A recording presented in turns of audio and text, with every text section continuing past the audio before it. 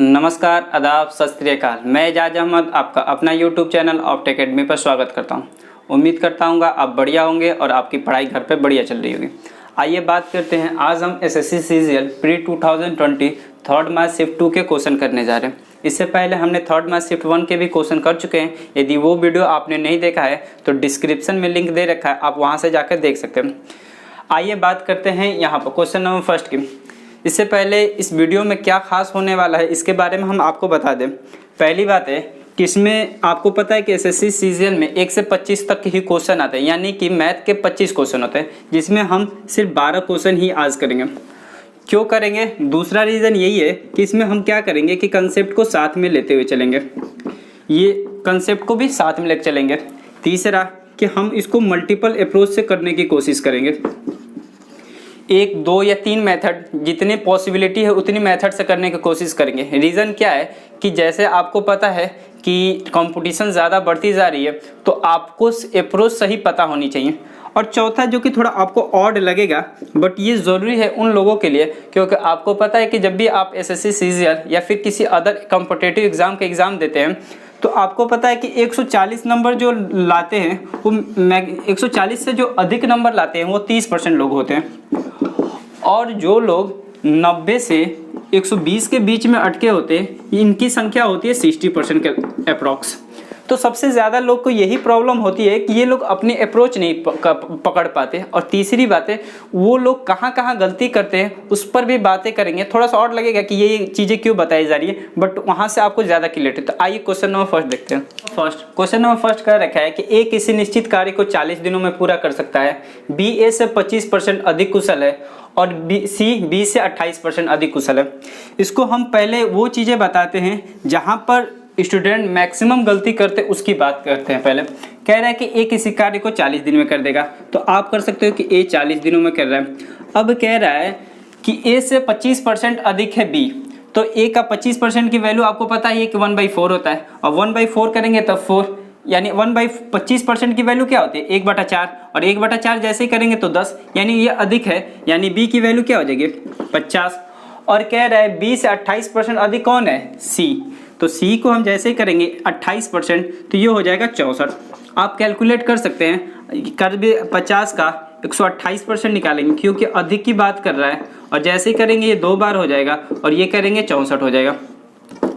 अब क्या करेंगे आपको पता है कि ये टोटल डे हो गया, और आपको पता है कि टोटल डे का जो एलसीएम होता है वही क्या होता है आपका टोटल वर्क होता है। अब जैसे ही आप टोटल वर्क निकालेंगे तो यहाँ से आप टोटल वर्क निकालेंगे, फिर यहाँ से आप इफिशियंसी निकाल के, फिर जैसे क्वेश्चन में दे रखा है आप करते हैं, मैक्सिमम लोग करते हैं, फिर आपको देखना होगा, फिर लास्ट में जाके पता करना होगा तो आपको पता चलेगा कि आंसर ही नहीं आ रहा है। तो इसका रीज़न यही है। अब ये क्यों नहीं आ रहा है इसका रीज़न पहले बताता हूँ।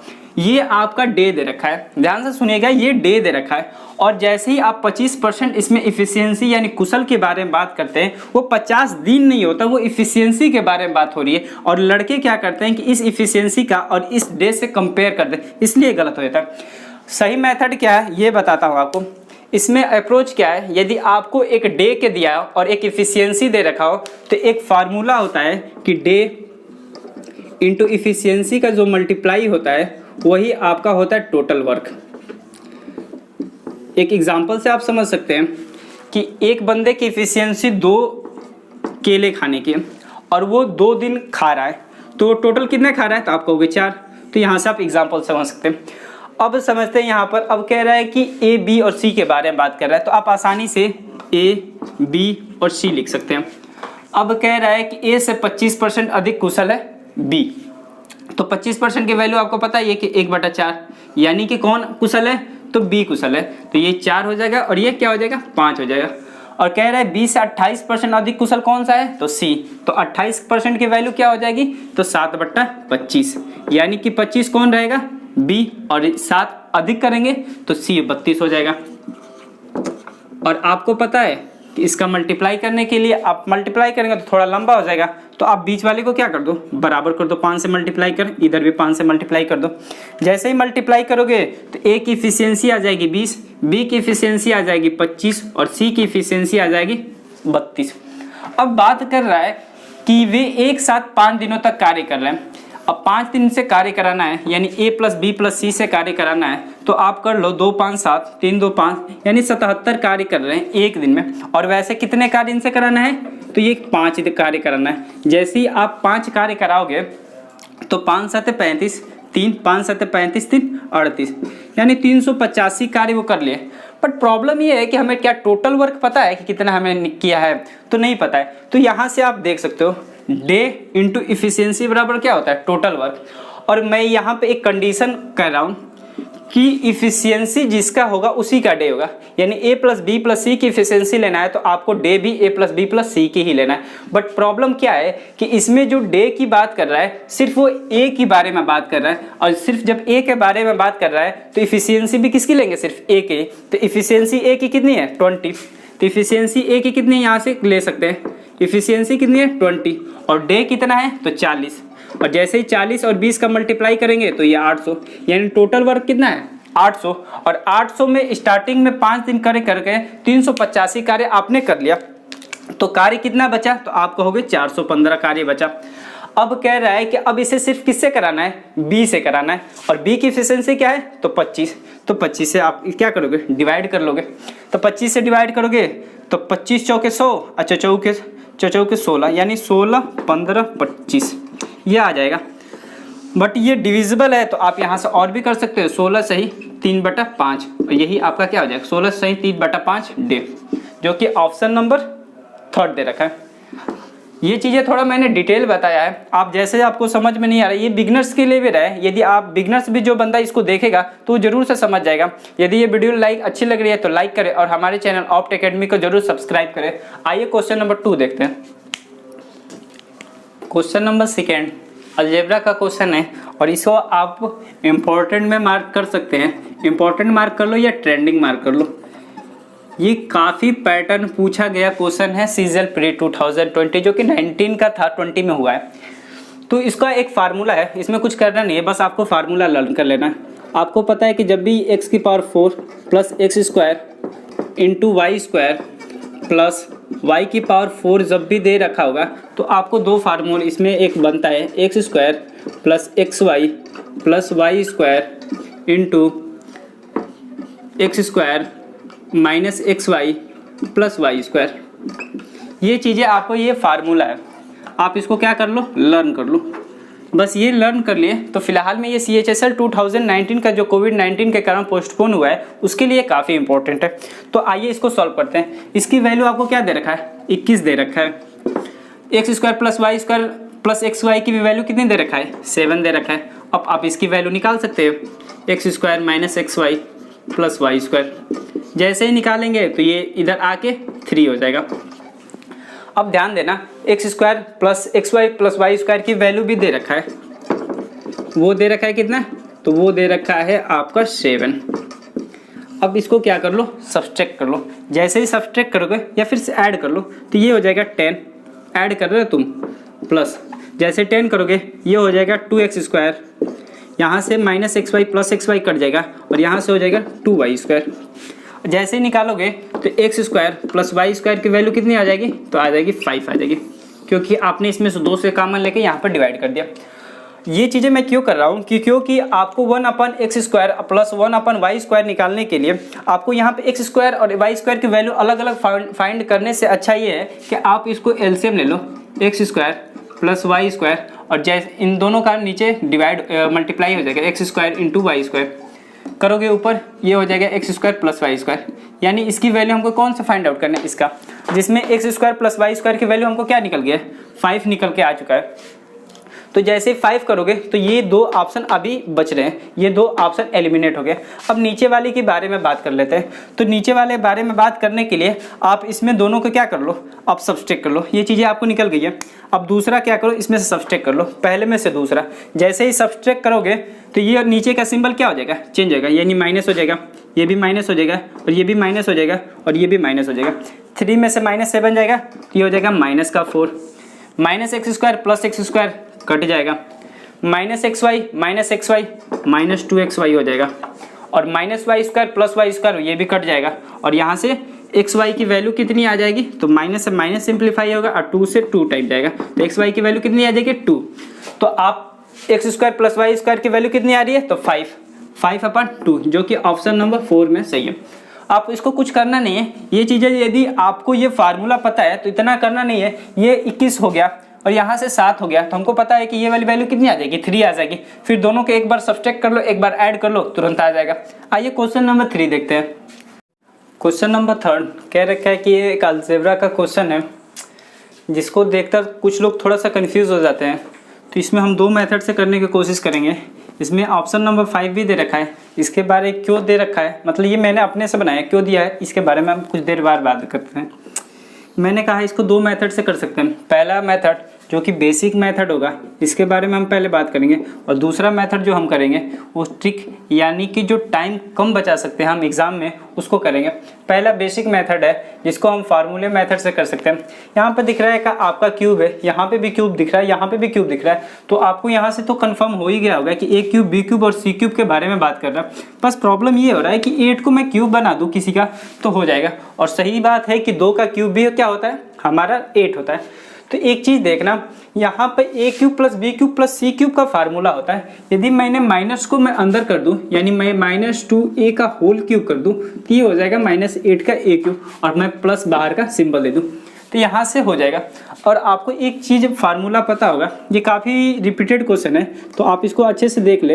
ए cube plus b cube plus c cube बराबर 3abc होता है। इसकी कंडीशन यही होती है कि a प्लस बी प्लस सी की वैल्यू क्या हो, 0। तो आइए देखते हैं a प्लस बी प्लस सी की वैल्यू 0 हो कि नहीं।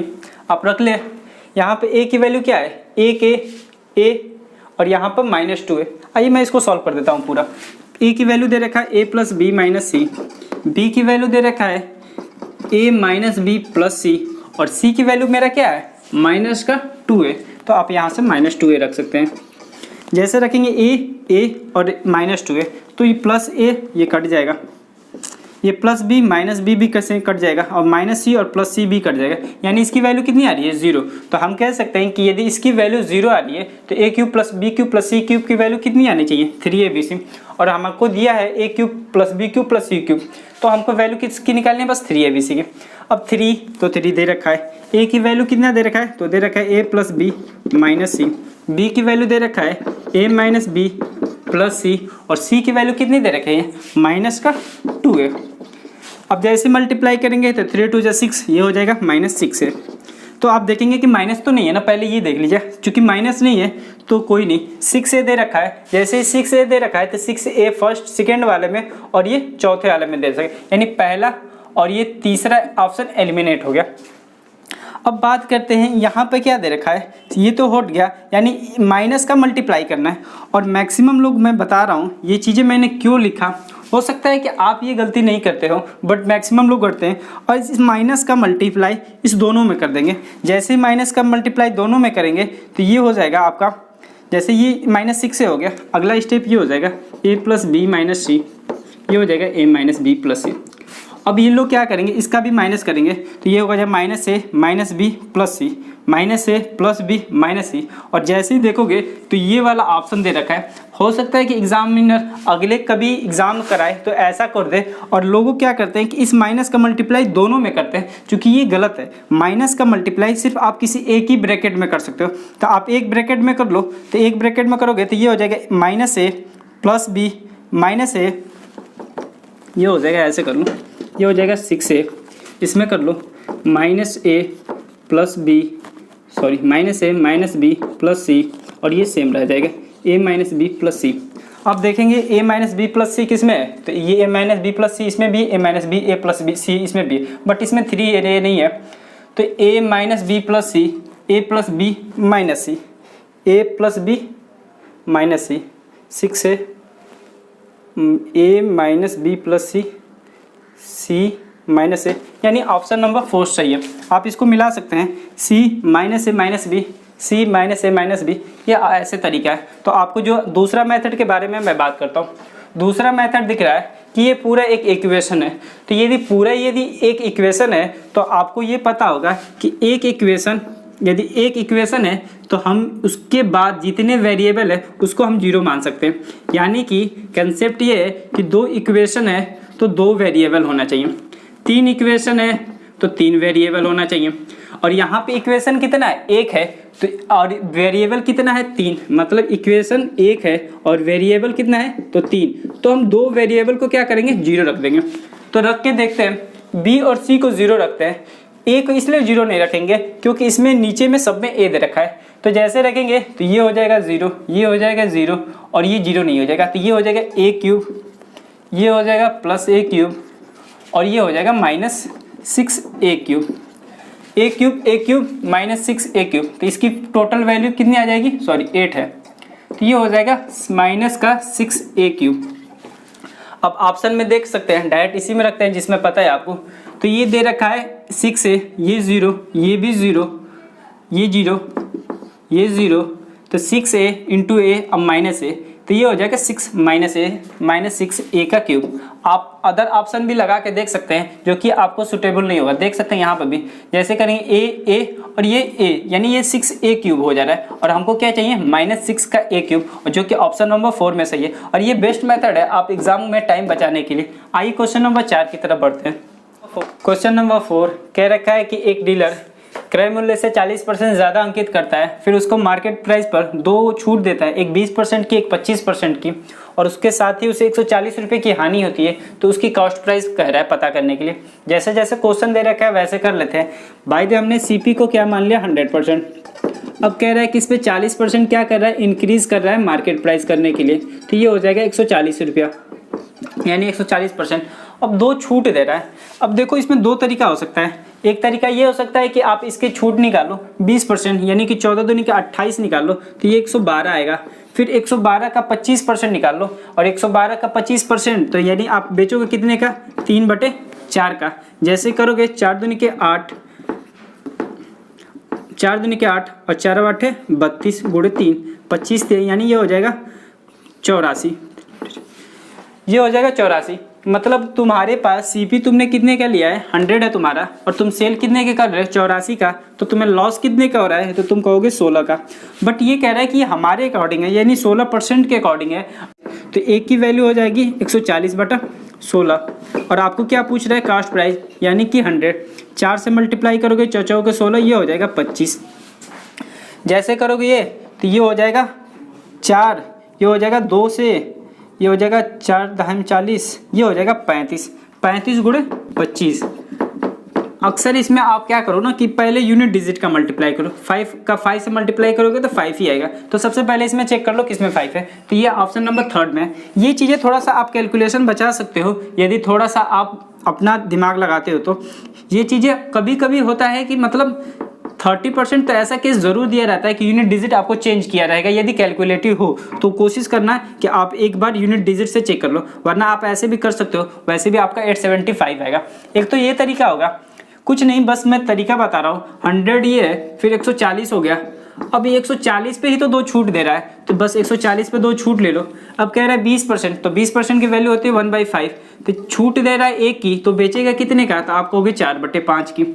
अब फिर कह रहा है 25% की छूट दे रहा है, और 25 का मतलब 1/4, तो बेचेगा कितने की, 3/4 की। तो यहाँ से भी आप सिंप्लीफाई करते हो और ये करोगे तो ये हो जाएगा 28 गुणे 3, और यहाँ से भी हो जाएगा 84, और ये फिर उसी हिसाब से 100 का तुम्हारा खरीदा हुआ है, 84 का बेच रहे हो, तो 16% की हानि हो रही है, और 16 की वैल्यू 140 है, एक के निकाल के कर सकते हो, उस हिसाब से भी आपका यही आएगा। आइए क्वेश्चन नंबर 5 देखते हैं। क्वेश्चन नंबर 5 कह रखा है किसी वृत्त के चारों ओर चतुर्भुज ABCD खींचा गया है। AB की लेंथ दे रखा है, BC की लेंथ दे रखा है और CD की भी लेंथ दे रखा है। आपको AD की लंबाई ज्ञात करना है। तो एक क्वाड्रिलेटरल दे रखा है, तो अब मैंने एक क्वाड्रिलेटरल बना लिया। अब इसमें एक सर्कल दे रखा है, थोड़ा सा सर्कल सही नहीं होगा, आप इसको समझ लीजिए सर्कल है, और इसकी बता रखा है कि A B और ये C और D है। इसमें आपकी लेंथ भी दे रखा है, AB के दे रखा है 8 सेंटीमीटर, और BC का दे रखा है 7 सेंटीमीटर, और ये CD का दे रखा है 6 सेंटीमीटर, और इसकी वैल्यू आपको क्या करना है, फाइंड आउट करना है, यानी आप इसको x मान लो। इसका डायरेक्ट थ्योरम होता है कि AB प्लस नीचे वाला CD बराबर होता है BC प्लस AD के। तो बस आप वैल्यू रख लो, ये 8 है, 6 14, और ये भी 7, तो यहाँ भी कितना रखना होगा, 7। तो ऑप्शन नंबर 4 सही हो जाएगा। यहाँ से आप रख के देख सकते हैं। ये क्यों होता है, होता क्या है कि एक सर्कल होता है, सर्कल के बाहर किसी पॉइंट से जब टेंजेंट खींचा जाता है यानी स्पर्श रेखाएं खींची जाती है तो ये दोनों आपस में बराबर होती है। तो इसी हिसाब से ये लेंथ आपस में बराबर हो जाएगी, फिर ये लेंथ बराबर हो जाएगी और ये लेंथ बराबर हो जाएगी। और चारों को जब आपस में जोड़ के इक्वेशन बना के जैसे ही करोगे आप घर पे करना तो आपको निकलेगा कि AB प्लस CD बराबर होता है AD प्लस BC के बराबर। उम्मीद करता हूँ आपको समझ में आ रही होगी। आइए क्वेश्चन नंबर 6 की तरफ देखते हैं। जब 200 को एक धन पूर्णांक 1 से विभाजित किया जाता है तो रिमाइंडर 8 देता है, तो x की पॉसिबल वैल्यू पूछ रहा है।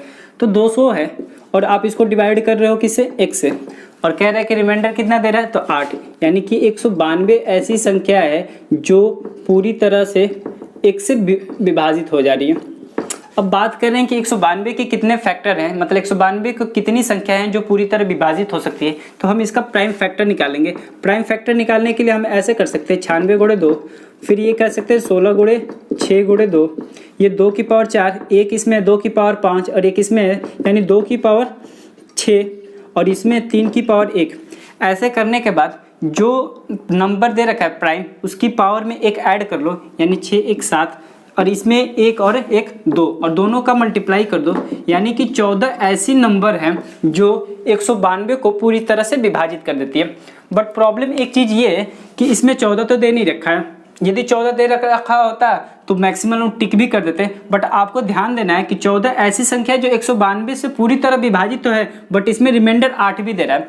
एक थ्योरी आपको पता होगी कि शेषफल जो होता है वो भाजक से हमेशा छोटा होता है, यानी भाजक हमेशा बड़ा होता है। अब कहने का मतलब ये है कि ये जो 8 है ये शेषफल है, यानी कि जो हमारा भाजक है ये 8 से सभी जितनी भी नीचे संख्याएं हैं उसमें ये ऐड नहीं होगी। अब 192 में कौन कौन सी संख्या है जो 8 से नीचे है, तो 1 है, 2 से भी कटेगा, 9 2 11 1 12, 3 से भी कटेगा, 4 से भी कटेगा, 9 2 11 1 12, 2 से कट रहा है तो 6 से भी कटेगा और 8 2 क्या 16 और चौक या 8 से भी कटेगा, यानी 2 2 4 2 6 संख्या ऐसी है जो 8 के नीचे है। तो 14 में से क्या करेंगे 6 सब्सट्रैक्ट कर देंगे तो इसकी वैल्यू आ जाएगी 8, जो कि ऑप्शन नंबर 3 में दे रखा है। आइए क्वेश्चन नंबर 7 की तरफ देखते हैं। क्वेश्चन नंबर 7 कह रखा है कि ट्रायंगल ABC एक समबाहु त्रिभुज है और BC पर परपेंडिकुलर है AD, जहां बिंदु D BC पर स्थित है और AD की लेंथ दे रखा है और AB से क्या आपको क्या करना परिमाप।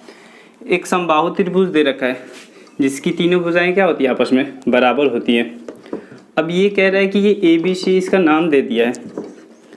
अब कह रहा है कि AD BC पे क्या है परपेंडिकुलर है, आपने यहाँ से परपेंडिकुलर गिरा दिया और कह रहा है बिंदु D BC पर स्थित है, तो BC पे बिंदु D भी स्थित है और कह रहा है कि AD की लेंथ क्या है 4√3, यानी इसकी लेंथ क्या दे रखा है 4√3। आपको पता है कि इसकी पूरा जो एरिया होता है वो √3/4a² होता है, लेकिन यदि बात सिर्फ इसके बारे में बात की जाए इस लंब यानी अभिलंब की, तो ये होता है √3/2a और इसी √3/2a की वैल्यू कितनी दे रखी है, तो 4√3। ये √3 से √3 कट जाएगा और a की वैल्यू कितनी आ जाएगी, तो 8 आ जाएगी। और आपसे पूछ क्या रखा है परिमाप से, यानी 8 16 24, जो कि ऑप्शन नंबर 2 सही है। आइए क्वेश्चन नंबर 8 देखते हैं। नंबर 8 कह रखा है कि 2 से 1/3 वर्षों के लिए 10% वार्षिक ब्याज की दर से वार्षिक दे रखा है, चक्रवृद्धि ब्याज 12 से 1.6 हो जाता है, तो आपसे प्रिंसिपल पूछ रहा है। ये CI का क्वेश्चन है और CGL 2019 में जो एग्ज़ाम हुआ था वो काफ़ी इस बार लेंदी यानी कह सकते हैं कैलकुलेटिव है। इसको हम कोशिश करते हैं 3 मेथड से करने की कोशिश देखते हैं। पहला मेथड ये करते हैं ट्री मेथड से। ट्री मेथड जैसे पहले सबसे पहले लिख लेते हैं। रेट दे रखा है आपको 10%, टाइम दे रखा है आपको 2 से 1/3 वर्ष और आपको CI दे रखा है 12 से 1.60।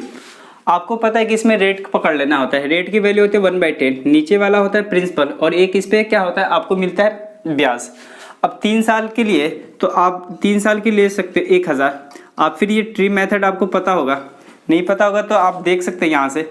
ये पहले साल पे भी 1/10 के हिसाब से मिलेगा तो 100 मिलेगा, सेम यहाँ पे भी 100 रुपये ही मिलेगा और यहाँ पे भी 100 रुपया।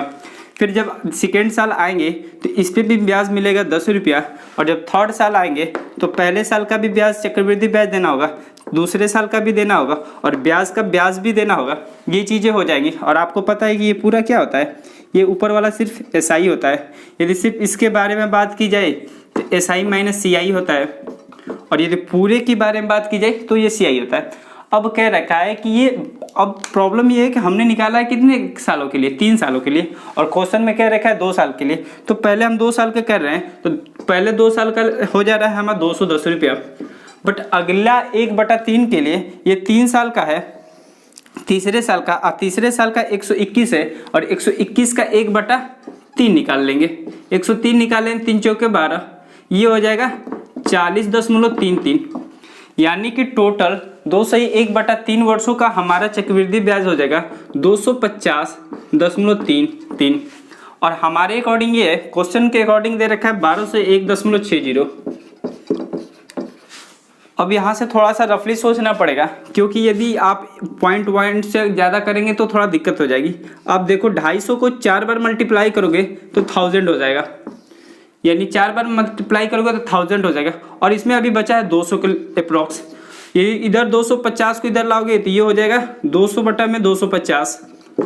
जैसे ही करोगे तो ये हो जाएगा 4/5, और 4/5 मतलब 80, ये 80 हो जाएगा। यानी कि आप ये पहले तो आप कितने टाइम लेगे 4 बार, तो ये लेके जा रहा है लगभग 4.8 के अप्रॉक्स लेके जा रहा है। आप इसे देख सकते हैं आसानी से कैलकुलेट करके 4.8। और आपसे पूछ क्या रखा है प्रिंसिपल, और प्रिंसिपल आपने क्या मान रखा है 1000, और इसमें आप मल्टीप्लाई करेंगे किससे 4.8 से, तो ये हो जाएगा 4800।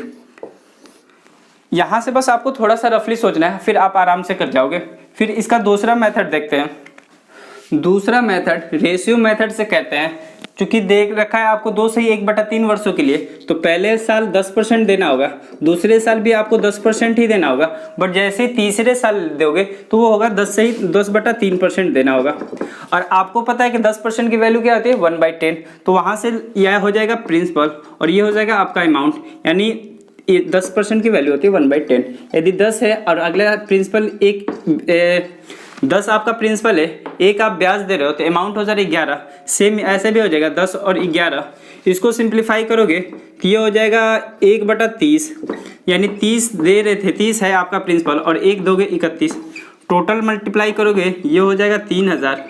यहाँ से मल्टीप्लाई कर लो, 1 4 341, फिर 1 5 4 3 7, 3751। आपको 11 का मल्टीप्लाई रूल पता ही होगा कि पहले डिजिट पकड़ लो, फिर दोनों का जोड़ लो, और फिर जो जितने ये लास्ट वाली संख्या उसको कर लो।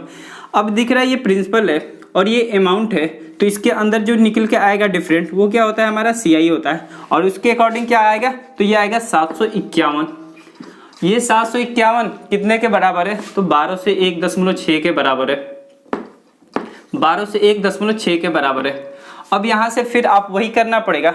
आप देखो 700 2 बार लेके जाओगे तो 1400 हो जाएगा, यानी कि 1 पॉइंट समथिंग के अप्रॉक्स जा रहा है। अब देख लो यहाँ पे यूनिट डिजिट 6 है, यहाँ पे भी यूनिट डिजिट 6 है, तो 1.6 के लेके जाओ, क्योंकि इस 6 से मल्टीप्लाई जैसे करोगे तो पॉइंट से पॉइंट हटा लो। यहाँ फिलहाल पे 16 कम 16 6 कैरी 1, 16 25 80 के 81, 8 16 12 12 8 120, ये सेम आ जा रहा है, तो यानी 1.6 के अप्रॉक्स आ रहा है, यानी 1.6। और आपको क्या निकालना है, तो प्रिंसिपल, और प्रिंसिपल आपका कितना दे रखा है 3000, तो 3000 में आपको 1.6 से करेंगे तो 16 48 और 1 0 हट जाएगा। उस हिसाब से भी आपका आंसर कौन आएगा, ऑप्शन नंबर फर्स्ट। तीसरा ऑप्शन भी आप तीसरे तरीका से भी देख सकते हैं। तीसरा तरीका आपका परसेंटेज मेथड से कर सकते हैं, जिसको हम सक्सेसिव परसेंटेज भी कहते हैं। वो होता है A + B + AB/100।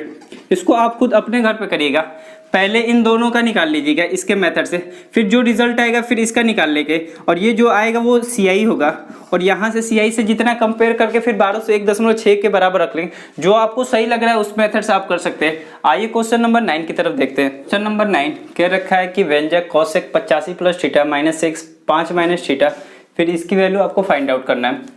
आपको पता है इसको 2 मेथड से कर सकते हैं। पहला कि आपको पता है कि सेक कोसेक आपस में रिलेशन होता है, टेन कॉट होता है, साइन कॉस होता है। आप एक को चेंज करोगे तो दूसरा चेंज हो जाएगा। यहाँ से लिख लो कोसेक, अब इसको कर लो 85 + थीटा। सेक को आप क्या कर सकते हो, तो आप इसको कर सकते हो कोसेक 90 - थीटा, 90 रहने दो, माइनस को बाहर रहने दो, ये हो जाएगा 5 - थीटा। जैसे ये करोगे तो ये हो जाएगा 90 माइनस 5 यानी 85 माइनस थीटा, और ये हो जाएगा 85 प्लस थीटा, और ये हो जाएगा कोसेक 85 प्लस थीटा। और यहाँ से आप क्या करोगे, सॉरी माइनस माइनस प्लस हो जाएगा, तो ये cosec 85 plus theta, cosec 85 plus theta, बस सिंबल चेंज है तो यहाँ से कट जाएगा, इसका आंसर 0 आ जाएगा। यानी कहने का मतलब है कि जब भी अपोजिट दिखे और इन दोनों का ऐड यदि आपको 90 डिग्री दिखे और इसमें बीच में इनका डिफरेंट अलग अलग हो, यानी कि ये प्लस हो ये माइनस हो, तो ये आपस में क्या हो जाते हैं, कट जाते हैं। सेम ऐसा भी देख लो 55 और 35 90, और ये माइनस का है ये प्लस का है तो ये भी कट जाएगा। इस हिसाब से भी आपका आंसर क्या आएगा, 0। तो जो कि ऑप्शन नंबर 4 सही है। एक तो मेथड ये होगा, दूसरा मेथड आप पुटिंग कर सकते हो, कुछ भी रख लो, 0 रख लो बाय द वे, तो कोसेक रखोगे तो ये हो जाएगा कोसेक 85, आप वहाँ पे माइनस यहाँ पे 0 रख लो तो ये फिर वही हो जाएगा सेक 5। अब फिर वही बात है कि इसको जब चेंज करोगे तो ये हो जाएगा कोसेक 90 माइनस 5, तो ये हो जाएगा कोसेक 85, ये प्लस का सिंबल ये माइनस का सिंबल, फिर आपसे कट जाएगा, देख सकते हो कोसेक 85, ये फिर वैसे ही कर लो सेक, कोसेक लगाओगे कोसेक हो जाएगा, ये फिर हो जाएगा 90 माइनस 5, ये हो जाएगा 85, ये प्लस का सिंबल हो जाएगा ये माइनस का सिंबल हो जाएगा, उस हिसाब से भी 0 आ जाएगा। 30 पे भी रख सकते हो, 60 पे भी रख सकते हो, आप घर पे करके देखना, यदि नहीं आएगा तो बताना, उस पर आसानी से आ सकता है। आपको जो मेथड अच्छा लग रहा है आप उससे कर सकते हैं। आइए क्वेश्चन नंबर 10 की तरफ देखते हैं। क्वेश्चन नंबर 10 कह रखा है कि अनु किसी वस्तु का विक्रय मूल्य उसके उत्पादन की लागत मूल्य से 25% अधिक निश्चित करता है। तो यदि उसके उत्पादन की लागत मूल्य 20% बढ़ जाती है तो उसका विक्रय मूल्य 10% बढ़ा देता है। ये प्रॉफिट एंड लॉस का क्वेश्चन है जिसमें 2 इक्वेशन टाइप का बनता है। यानी कि कह रहा है कि पहला जो उसका विक्रय मूल्य उसके उत्पादन मूल्य यानी कि सेलिंग प्राइस जो है उसके कॉस्ट प्राइस से क्या है 25% अधिक है, तो हम कॉस्ट प्राइस ले लेंगे 100, तो यदि इसकी सेलिंग प्राइस क्या हो जाएगी 125 हो जाएगी। अब वो कह रहा है कि यदि उसके उत्पादन की लागत यानी ये सीपी में 20% की बढ़ोतरी कर दी जाती है तो ये 120% हो जाएगा। और कह रहा है कि उसका विक्रय मूल्य यानी सेलिंग प्राइस भी 10% बढ़ा दे, यदि 10% इसको बढ़ाएंगे तो 12.5 बढ़ जाएगा, तो ये हो जाएगा 137.5। अब पूछ रहा है कि उसका लाभ प्रतिशत क्या होगा, तो अब बताओ लाभ तो यहाँ से होगा ना नेक्स्ट सीपी से, तो 120 का खरीद रहे हो 137.5 का बेच रहे हो तो प्रॉफिट हो रहा है 17.5 का, कहाँ से हो रहा है 120 से, और आपको करना है 100। ये एक डेसिमल से एक डेसिमल चला जाएगा, 1 0 से 1 0, ये हो जाएगा 175/12, 12 कम 12 5, बढ़ चौक 48, 7 14, और 14 के दशमलव में कौन सा रिस्पेक्ट है, ये सही है। आप ये भी कर सकते हो, या फिर आपको करना है तो 0 लगा के 12 5 7 75 और बरछक 72, ऐसे भी कर सकते हो, जो भी आपको सही लग रहा है कर सकते हो। आइए क्वेश्चन नंबर 11 की तरफ देखते हैं। नंबर 11 बोर्डमास का क्वेश्चन है, जैसे जैसे क्वेश्चन में कर रहा है वैसे कर देंगे। पहले ऑफ को करेंगे तो ये हो जाएगा 18, डिवाइड करेंगे 2/4 यानी हो जाएगा 1/2, 1/2 को जैसे ही चेंज करेंगे तो ये 2 के मल्टीपल में हो जाएगा, ये 36 हो जाएगा। फिर जैसे करेंगे इसको कर लेते हैं, पहले किसको करेंगे, पहले डिवाइड को करेंगे, जैसे ही डिवाइड करेंगे ये ऊपर चला जाएगा और ये ऊपर हो जाएगा 8/9, और ये इसका मल्टीप्लाई हो जाएगा 5/8 से, और ये फिर डिवाइड का सिंबल लगा लो, फिर वैसे ही 3 9 और फिर ये हो जाएगा 16 यानी 2/3, फिर डिवाइड का सिंबल हो जाएगा 9/16। जैसे जैसे कर रहा है ये 36 हो जाएगा, फिर मल्टीप्लाई ये 8 से 8 कट जाएगा, ये 5/9 हो जाएगा, फिर यहाँ से आ जाएगा तो जैसे ही इसको करोगे तो ये 2/3 हो जाएगा, पलट के मल्टीप्लाई यानी 16/9 हो जाएगा, और ये 16 दूनी के 48 और 3 9 27 यानी ये हो जाएगा 48, 16 दूनी के 32, सॉरी 32 बटा में ये हो जाएगा 27। पहले आप इसको करेंगे तो ये हो जाएगा 36 × 5/9, ऊपर कर लो 27 × 32, ये 4 9 36, ये हो जाएगा 4 8 32, ये 9 से 3 टाइम जाएगा, 9 3 47, 5 3 15, 15 9 135, 135/8, 8 किस में है पहले और दूसरे में, ये 2 ऑप्शन एलिमिनेट हो जाएंगे। 8 का टेबल पढ़ लो 16 7 यानी ऑप्शन नंबर सेकेंड सही हो जाएगा। आइए क्वेश्चन नंबर 12 की तरफ देखते हैं। क्वेश्चन नंबर 12 अलजेब्रा का क्वेश्चन है और आपको x⁶ + 1/x⁶ पूछ रखा है। तो इसके 2 मेथड होते हैं, दो मेथड होते हैं। पहला मेथड के बारे में बात करते हैं और पहले मेथड में कहाँ गलती करते हैं वो ये बात करता हूँ। कुछ लोग क्या करते हैं कि एक्स स्क्वायर कर लेते हैं और इसके पावर क्या करते हैं क्यूब कर देते हैं, तो ये होता है 2 की पावर 3 और ये 2 की पावर 6 यानी x की पावर 6 मिल जाता है। और कुछ लोगों का दिमाग में होता है कि x की पावर क्यूब कर लो और इसके पावर स्क्वायर कर दो, ये भी इसकी पावर भी क्या हो जाएगी x की पावर 6। अब क्या दोनों मेथड सही है या फिर किसी में टाइम लगेगा? अब यहाँ पर आपको बताता हूँ, जैसे ही आप स्क्वायर करोगे तो ये निकलेगा एक्स स्क्वायर प्लस 1 अपन एक्स स्क्वायर। अब आप जब इसका क्यूब करने जाओगे तो आपको पता है कि क्यूब होता है एक्स स्क्वायर यानी ए प्लस बी, दूसरे क्वेश्चन में तो a square plus b square plus a b यानी एक्स प्लस 1 अपन एक्स हो जाएगा। चूंकि आप एक्स स्क्वायर पहले ही निकाल लो तो ये हो जाएगा और यहाँ की पावर 4 हो जाएगा। जैसे 4 हो जाएगा तो आपको एक्स की पावर 6 नहीं मिलता है और यानी कि ये वाला मेथड जो है सही है और ये वाला मेथड क्या है आपका गलत है। क्यों? और यही करने के बाद ये आपका एग्जाम में कम से कम 30 सेकेंड अप्रॉक्स चला जाता है। आपको ये लगता है 2 की पावर 3 कर लो तो भी सही है या 3 की पावर 2 भी कर लो फिर भी सही है, बट क्यों नहीं सही है यहाँ पे आके पता चलता है। तो हमें क्या करना पड़ेगा, x की पावर क्यूब के बाद स्क्वायर करना पड़ेगा। तो आइए उसको पहले करते हैं। तो आपको पता है कि x square plus 3x plus 1 बराबर 0 दे रखा है और यहाँ पे x की पावर 6 प्लस 1 अपन x की पावर 6 पूछ रहा है। तो आपको क्या निकालना है, सबसे पहले x प्लस 1 अपन x निकालेंगे, इन दोनों में x कॉमन ले लेंगे और यहाँ से रिफ्लेक्स करेंगे, यहाँ से निकल जाएगा x प्लस 1 अपन x बराबर -3। इसमें x ले ले या इसमें से x -3 उधर कॉमन कर देंगे, ये हाथ हो जाएगा। समझ रहे हैं ना? तो फिर कह रहा है कि ये बात होगी। अब कह रहा है कि आपको क्या निकालना, क्यूब। तो आपको पता है कि यदि एक्स क्यूब प्लस 1 अपन एक्स क्यूब का फार्मूला होता है ए क्यूब -3 है। यहाँ पे ए क्या है तो ये -3 है, तो ये -3 का स्क्वायर करेंगे तो ये हो जाएगा -27 और माइनस माइनस प्लस हो जाएगा और 3 3 9 हो जाएगा और यहाँ से निकलेगा x प्लस 1 अपन x की वैल्यू आ जाएगी 18। ये किसकी वैल्यू आ जाएगी, ये वैल्यू आएगी x क्यूब प्लस 1 अपन x क्यूब की। अब इसके बाद फिर क्या कर देंगे, इसका स्क्वायर कर देंगे। जैसे ही स्क्वायर करेंगे तो ये करेंगे 18। यहाँ पर ध्यान देना -27 प्लस 9 यानी कि माइनस का 18 है।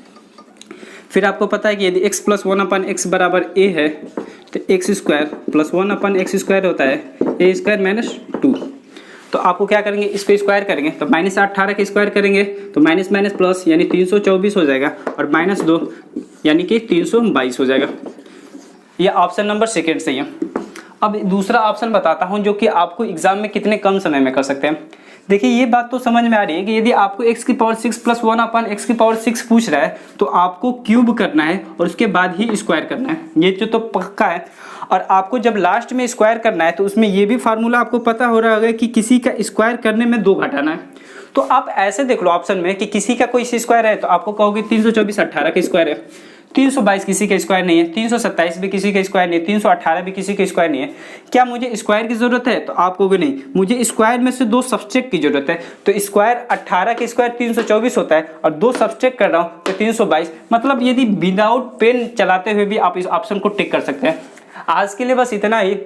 वीडियो काफ़ी लंबा हो रहा है। यदि ये वीडियो आपको अच्छा लग रहा है तो लाइक करें और हमारे चैनल ऑप्ट एकेडमी को ज़रूर सब्सक्राइब करें। थैंक्स। जय हिंद, जय भारत।